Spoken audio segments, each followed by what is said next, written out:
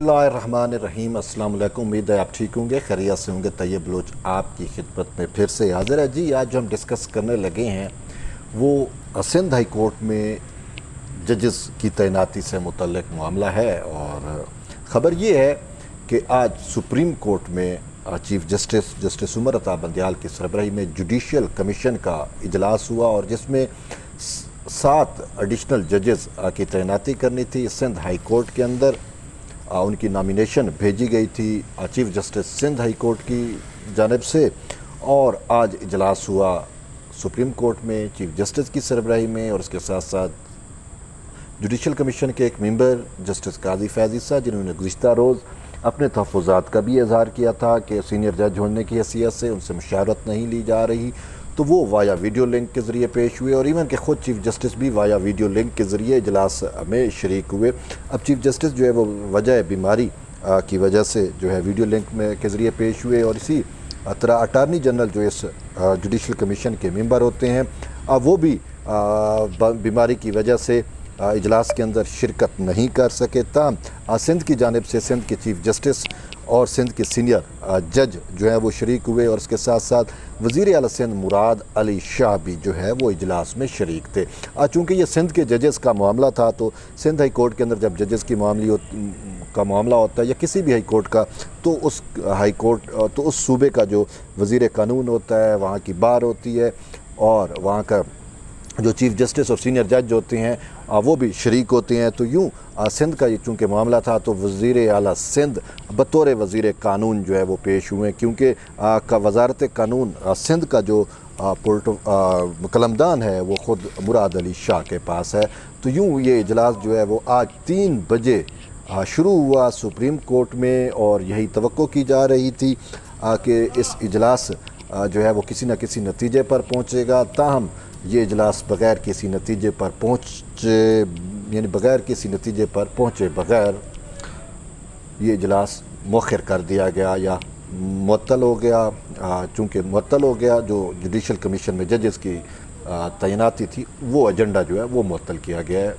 इजलास जो है वो हुआ और शुरू में ही आज इस हवाले से पाकिस्तान बार कौंसिल के नुमाइंदे अख्तर हुसैन जो हैं, जो जुडिशल कमीशन के मेंबर हैं, वो भी इस मीटिंग में शरीक थे। तो हमने उनसे बात की, तो पहले आइए वो बात जो है वो उनकी सुन लीजिए वो क्या कह रहे हैं। जी, आज की कमीशन की मीटिंग बहुत अच्छी हुई और उसमें यह है कि काजी साहब वीडियो लिंक पर थे, चीफ जस्टिस साहब भी वीडियो लिंक पर थे और अटॉर्नी जनरल साहब की उनका ऑपरेशन हुआ है, तो उनकी तबीयत ख़राब होने की वजह से वो भी नहीं आए और वीडियो लिंक पर भी नहीं जी वीडियो लिंक के आने की पोजीशन में नहीं थे। पहले वो सोच रहे थे कि आएंगे, लेकिन उसके बाद उनकी कोई वोमिटिंग वगैरह और वो फीवर वगैरह थे, जिस वजह से अल्लाह सर ने कहा कि वो नहीं आ रहे हैं।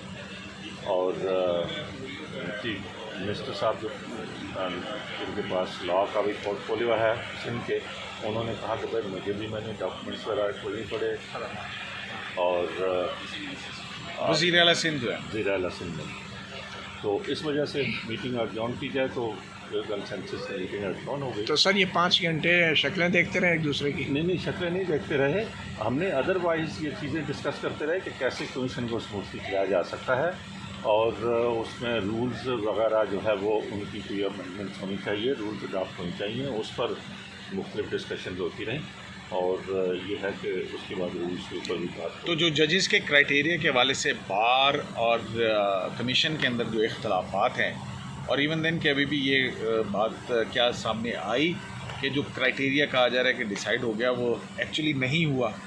देखिए, जो क्राइटेरिया जो चीफ जस्टिस साहब कहते हैं वो क्राइटेरिया वो जो डेलिब्रेशंस हुई थी, उस डेलिब्रेशंस में वो 4 मेन पॉइंट्स पर कहते हैं कि कॉम्पिटेंसी, इंटेग्रिटी, कैपेसिटी वगैरह। तो हमारा कहना यह है कि ये तो हर एक के लिए मौजूद है, लेकिन मुख्तलिफ़ चीज़ें हैं, उसमें तफसीलात में जाना चाहिए। मसलन ये है कि जो नॉमिनेशंस होती है, उन नॉमिनेशंस के ऊपर किस तरह से इनिशिएट होनी।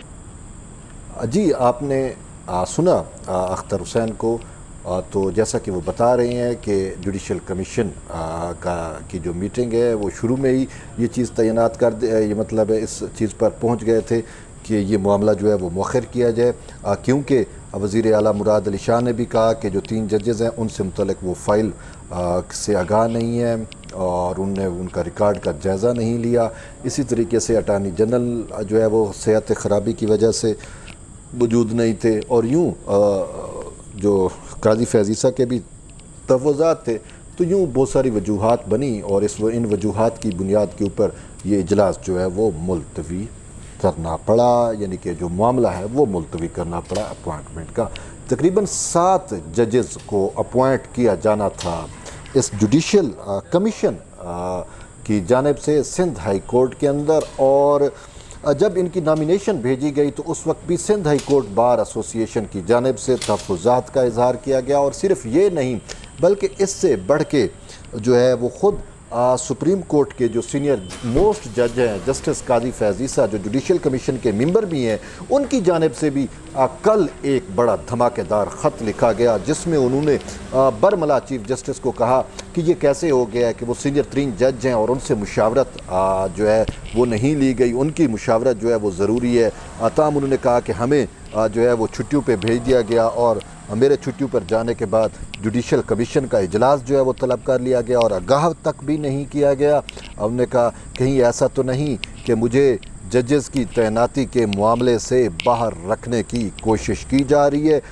यूँ उन्होंने बड़ा एक ख़त लिखा और उस ख़त के अंदर जो है वो काफ़ी सारे मदरजात थे उस ख़त के, और उसमें कुछ चीज़ें मैं आपको बताता चलूँ कि इवन जस्टिस काजी फैज़ ईसा का ये भी कहना था कि एक बावर्ची जब अपॉइंट करना होता है, रखना होता है, तो उसकी बड़ी छानबीन की जाती है, इंफॉर्मेशन ली जाती है, लेकिन जजेस की अपॉइंटमेंट से मुतल्लिक इस तरह का कोई क्या क्राइटेरिया क्यों नहीं अडॉप्ट किया जा रहा। और यूँ कल ही से ये चीज़ वाज़े हो गई थी कि पॉसिबिलिटी यही है कि शायद ये इजलास जो है वो ना हो पाए या होगा तो किसी नतीजे पर शायद ना पहुंच पाए। लेकिन अब हमने देखा भी सही कि बग़ैर किसी नतीजे पर पहुंचे ये मामला जो है सिंध हाई कोर्ट में 7 एडिशनल जजेस की अपॉइंटमेंट का, इसको यकसर जो है वो मौखर कर दिया गया है। अब शायद किसी और मौके के ऊपर सिंध हाई कोर्ट के जजेस की अपॉइंटमेंट हो। ताहम कल फिर से लाहौर हाई कोर्ट के अंदर कुछ जजेस की अपॉइंटमेंट करनी है, उसका मामला है। और इसी तरीके से खुद सुप्रीम कोर्ट में भी जो है वो 3 वैकेंसियाँ खाली हैं और फरवरी से ये वैकेंसियाँ खाली हैं, वहाँ पे भी अपॉइंटमेंट होनी है। लेकिन यही कहा जा रहा है कि जुडिशल कमीशन के जो मेंबरान हैं उनमें इत्तफाक नहीं हो रहा और 2 ग्रुपों में चीज़ें तकसीम हैं। एक justice Qazi Faez Isa, Pakistan bar council, attorney general, हुकूमती जो मौक़िफ़ है वो एक तरफ है, चीफ जस्टिस उमर अता बंदियाल और उसके साथ कुछ और लोग शामिल हैं। और लेकिन अददी अक्सरियत में अददी गिनती की जब हम देखते हैं तो चीफ जस्टिस को वो अददी अक्सरियत हासिल नहीं है, तो इसी वजह से सुप्रीम कोर्ट में जजेस की अपॉइंटमेंट जो है वो काफ़ी ताख़ीर का शिकार है। बहरहाल अब जुडिशल कमीशन के इजलास बुलाना शुरू हो गए हैं, चीफ जस्टिस साहब की जानिब से बुलाए जा रहे हैं। जैसा कि आज हमने देखा कि बग़ैर किसी नतीजे के ये इजलास भी ख़त्म हुआ, तो कल high court Lahore high court का मामला आता है तो उसको देखते हैं और फिर शायद देखते हैं कि सुप्रीम कोर्ट में जजेस की अपॉइंटमेंट का किस तरीके से वो होता है और उसके आउटकम्स क्या आते हैं। तो क्या चीफ जस्टिस जो है वो सुप्रीम कोर्ट में 3 जज लगा पाते हैं या वो मामला भी इसी तरीके से लटक जाता है, तो ये वक्त आएगा तो हमें पता चलेगा। बहरहाल एट दी एंड यही मैं कहूँगा कि जुड़े रहिए तैयब बलोच के साथ और फिर मिलते हैं एक नई वीडियो के साथ। तब तक के लिए इजाज़त दें। अल्लाह हाफ़िज़।